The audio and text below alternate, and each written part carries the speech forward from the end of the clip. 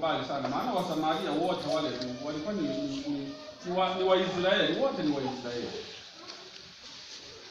Labda tunaweza kufananisha, lakini hao walikuwa Uajemi kama sisi na Wamasai, ingawa walikuwa ni Waisraeli wote. Sasa inafika mahala sasa wanapojiona walikuwa na mmoja wapo ambaye ni mgeni, ni Msamaria, anaamua kwenda kutoa shukrani.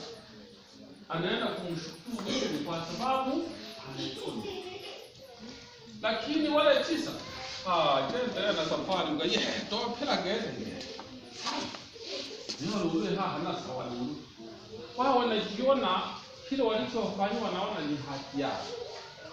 Hawana haja na kumshukuru Mungu. Ndugu zangu, neno kubwa ambalo linalia katika Injili ya leo ni kwa namna gani sisi tunamshukuru Mungu kwa mengi mazito, changamoto zetu, madhaifu yetu, anavyotuhurumia na hata sasa. Kwani sisi